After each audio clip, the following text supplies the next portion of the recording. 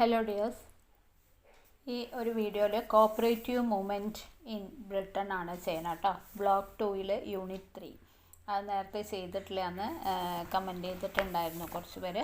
അപ്പോൾ cooperative movement in Britain ചെയ്യാം. അപ്പോൾ ഇതിൽ നമുക്ക് നോക്കാനുള്ളത് കോപ്പറേഷൻ, പിന്നെ ടെക്സ്റ്റൈൽ വർക്കേഴ്സിൻ്റെ ആ ഒരു കോപ്പറേറ്റീവ് സൊസൈറ്റി, റോഷ്ഡെയിൽ സൊസൈറ്റി, പിന്നെ provident, open membership, dividend, guild, insurance, ഈ കാര്യങ്ങളെക്കുറിച്ചൊക്കെയാണ് കൂടുതലായിട്ടും ഇതിൽ പറയാൻ പോകുന്നത്. ഓക്കെ, അപ്പോൾ കോപ്പറേഷൻ എന്ന് പറഞ്ഞാൽ എന്താണ്? സഹകരണം അല്ലേ. അപ്പോൾ കോപ്പറേഷൻ എന്നത് നമുക്ക് മനുഷ്യരുടെ ഹിസ്റ്ററി തന്നെ എടുത്തു നോക്കിക്കഴിഞ്ഞാൽ എല്ലാ കാലഘട്ടങ്ങളിലും ജനങ്ങളുടെ ഇടയിൽ ഈ ഒരു കോപ്പറേഷൻ ഉണ്ടായിരുന്നു അല്ലേ. അപ്പോൾ ഒരുമിച്ച് ഒരു ജോലി ചെയ്യുക. അപ്പോൾ ഒരുമിച്ച് കുറേ പേര് ഒരുമിച്ച് ചെയ്യുമ്പോൾ ഓരോരുത്തർക്കും അധികം എഫേർട്ട് ഇല്ലാണ്ട് ആ ജോലി കംപ്ലീറ്റ് ആക്കാൻ പറ്റും എന്നുള്ളത് നേരത്തെ തന്നെ നൂറ്റാണ്ടുകൾക്ക് മുന്നേ തന്നെ മനുഷ്യർ മനസ്സിലാക്കിയിട്ടുണ്ടായിരുന്നു. നമ്മുടെ ഏർലി സിവിലൈസേഷൻസ് അല്ലെങ്കിൽ ഏർലി കൾച്ചേഴ്സ് ഇതൊക്കെ നോക്കിയാൽ തന്നെ ഈ ഒരു കോപ്പറേഷനെ കുറിച്ച് മനസ്സിലാക്കാനായിട്ട് പറ്റും. അതിൻ്റെ പൊട്ടൻഷ്യൽ എത്രമാത്രം ഉണ്ട് എന്ന് മനുഷ്യർ ആദ്യകാലത്ത് തന്നെ അവർ മനസ്സിലാക്കിയിട്ടുണ്ടായിരുന്നു. അത് ഹണ്ടിങ് ആണെങ്കിലും വോർഷിപ്പിംഗ് ആണെങ്കിലും ഇപ്പോൾ കുക്കിംഗ് ആണെങ്കിലും ഷെൽട്ടർ പ്രൊവൈഡ് ചെയ്യുന്ന ആ ഒരു കാര്യത്തിലാണെങ്കിലും ഇതിലെല്ലാം തന്നെ ആ ഒരു കോപ്പറേഷൻ, അത് ഗ്രൂപ്പായിട്ട് അവർ ഈ കാര്യങ്ങളൊക്കെ ചെയ്തതായിട്ട് നമുക്ക് ഹിസ്റ്ററി നോക്കിക്കഴിഞ്ഞാൽ മനസ്സിലാക്കാനായിട്ട് പറ്റും.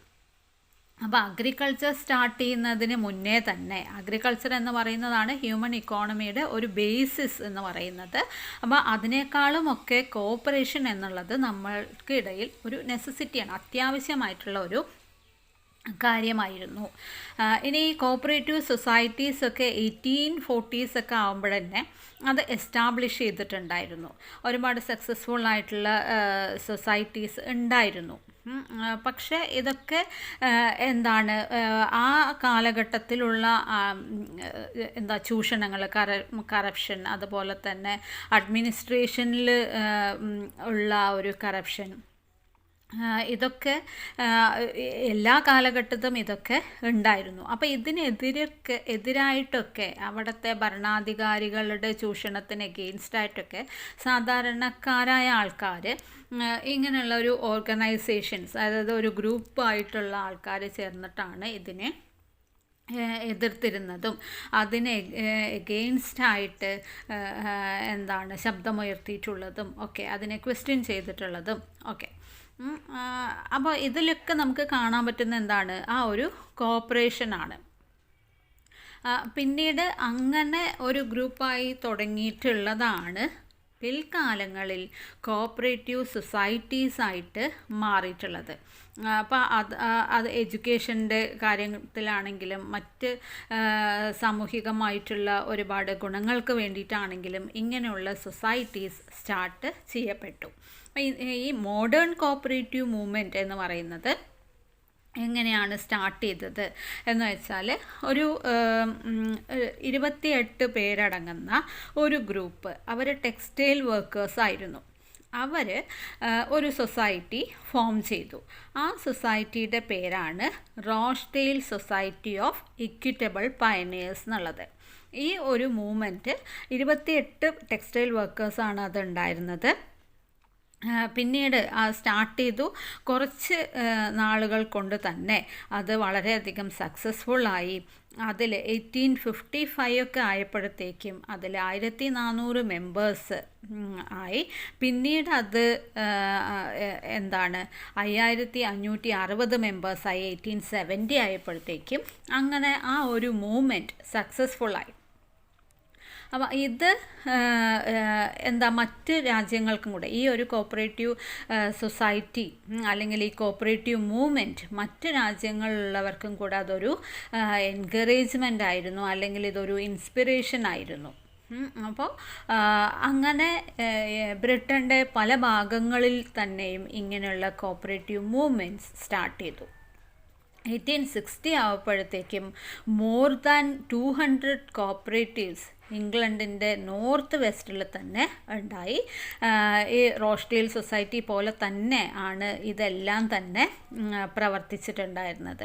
പ്രൈവറ്റായിട്ടുള്ള ഈ ഷോപ്പ് കീപ്പേഴ്സ് ഇവരൊക്കെ ഇതിൽ എന്താണ് ഈ പ്രൈവറ്റ് ഷോപ്പ് കീപ്പേഴ്സിന് ഇതുകൊണ്ട് എന്തായിരുന്നു, അത് ഈ കോപ്പറേറ്റീവ് സ്റ്റോഴ്സ് വരുമ്പോൾ അവിടെ നമ്മൾ ഇന്ന് കാണുന്ന കോപ്പറേറ്റീവ് സ്റ്റോഴ്സ് പോലെ തന്നെ റീസണബിൾ പ്രൈസിന് എന്താണ് കർഷകർക്ക് അവരുടെ അവർ പ്രൊഡ്യൂസ് ചെയ്യുന്ന സാധനങ്ങൾ നല്ല വിലയ്ക്ക് എടുക്കുക, പിന്നെ നമ്മൾ സാധനങ്ങൾ വാങ്ങിക്കാനാണെങ്കിലും ഒരു റീസണബിൾ പ്രൈസിന് കൊടുക്കുക, ഇങ്ങനെയൊക്കെയുള്ള കാര്യങ്ങളാണ് കോപ്പറേറ്റീവ് സൊസൈറ്റീസ് ചെയ്തിട്ടുണ്ടായിരുന്നത്.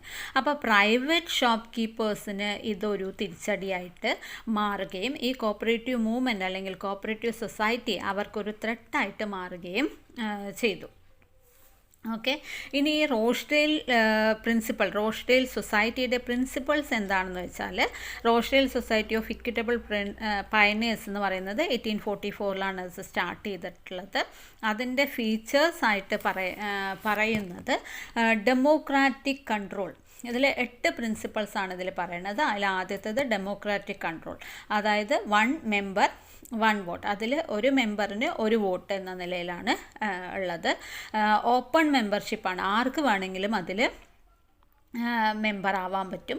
പിന്നെ fixed or limited interest on capital invest ചെയ്യുമ്പോൾ അതിൻ്റെ ഇൻട്രസ്റ്റ് എന്ന് പറയുന്നത് ഫിക്സഡ് ആയിരിക്കും, അല്ലെങ്കിൽ ആ ഒരു ലിമിറ്റഡ് ഇൻട്രസ്റ്റ് ആയിരിക്കും കൊടുക്കുക.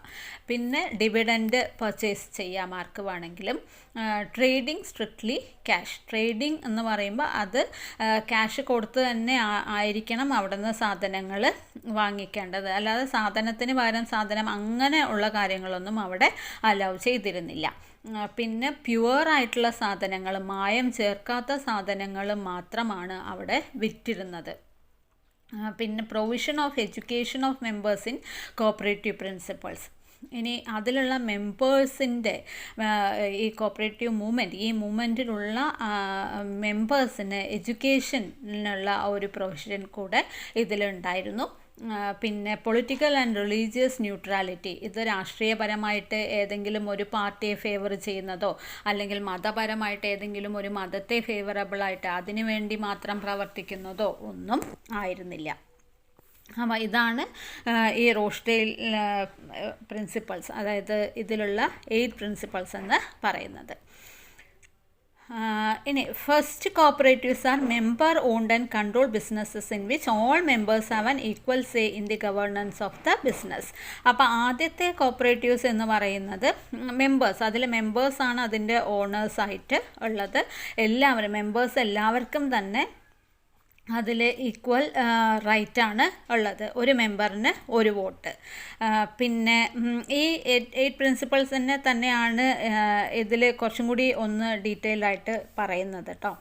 ഇനി സെക്കൻഡ് എന്ന് പറയുന്നത് എന്താ, ഈ മെമ്പേഴ്സ് ഉണ്ടല്ലോ, കോപ്പറേറ്റീവ്സ്, ഈ സൊസൈറ്റിയിലുള്ള members, second cooperative serve the members not the interest of speculative capital by establishing limits on the return of investment and on share holdings. അതായത് അതിൽ ലിമിറ്റ് ഉണ്ടായിരുന്നു, ഫിക്സഡ് ഓർ ലിമിറ്റഡ് ഇൻട്രസ്റ്റ് എന്ന് നമ്മൾ പറഞ്ഞില്ലേ. ഇപ്പോൾ ക്യാപിറ്റലിന് ഒരു ലിമിറ്റഡ് ഇൻട്രസ്റ്റ് മാത്രമായിരിക്കും ഇവർ കൊടുക്കുക.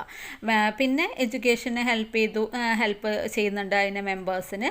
ആ ഒരു കാര്യങ്ങളൊക്കെ തന്നെയാണ് ഇതിൽ വീണ്ടും ഡീറ്റെയിൽ ആയിട്ട് അതിൻ്റെ താഴെയുള്ള പാരഗ്രാഫിൽ പറയുന്നത്.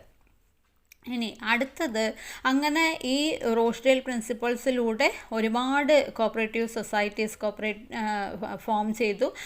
1900 ആയപ്പോഴത്തേക്കും 1439 ഡിഫറെൻറ്റ് കോപ്പറേറ്റീവ് സൊസൈറ്റീസ് ഉണ്ടായി. അതിൽ ഏകദേശം 2 മില്യൺ മെമ്പേഴ്സോളമാണ് ഉണ്ടായിട്ടുള്ളത്. ഇനി 1883 സ്ത്രീകളും ഇതുപോലെ കോപ്പറേറ്റീവ് ഗിൽഡ് ഫോം ചെയ്തു. അപ്പോൾ അതിലാരായിരുന്നു കൂടുതലും മെമ്പേഴ്സ്? സ്ത്രീകളായിരിക്കും അതിൽ members. Launch the June with a membership of 50. അവരാദ്യം 50 മെമ്പേഴ്സുമായിട്ടാണ് സ്റ്റാർട്ട് ചെയ്തത്. ഹെബ്ഡൻ ബ്രിഡ്ജ് എന്ന് പറയുന്ന സ്ഥലത്താണ് ആദ്യമായിട്ട് ഈ ഒരു വിമൻ ഗിൽഡ് സ്റ്റാർട്ട് ചെയ്തിട്ടുള്ളത്. 1917 ആയപ്പോൾ കോപ്പറേറ്റീവ് പാർട്ടി ഫോം ചെയ്തു. ലാസ്റ്റ് സെഞ്ച്വറിയൊക്കെ ആയപ്പോഴത്തേക്കും, ഇതിൻ്റെ ലാസ്റ്റൊക്കെ ആയപ്പോഴത്തേക്കും they have been majors and in 2000 the largest retail society, ഇവരുടെ ഒരു ലാർജസ്റ്റ് റീറ്റെയിൽ സൊസൈറ്റി ആയിട്ട് അത് മാറി. ഏകദേശം 5.5 മില്യൺ മെമ്പേഴ്സാണ് ഈ ഒരു വിമൻ ഗിൽഡിൽ ഉണ്ടായിരുന്നത്.